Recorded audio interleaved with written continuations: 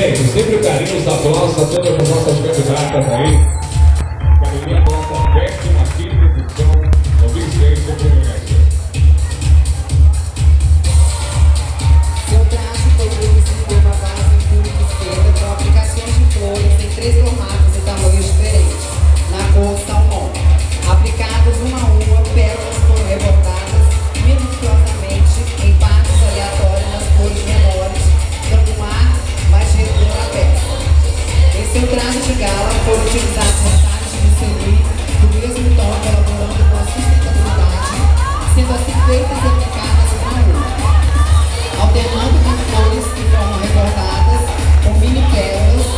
Ele foi todo trabalhado em mini champões austríacos, sendo 30% deles arrematados do acervo inteiro de Evandro Castro Lima, comprados por ele mesmo direto dos Marocs, na Áustria.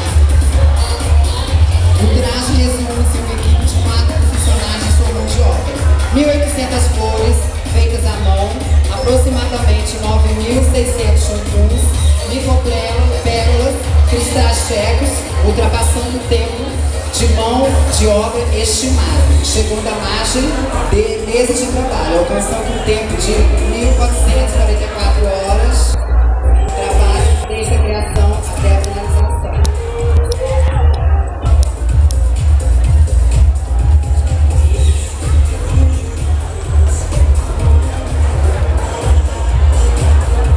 Esta é a candidata representando para ti, Samantha Alcarte.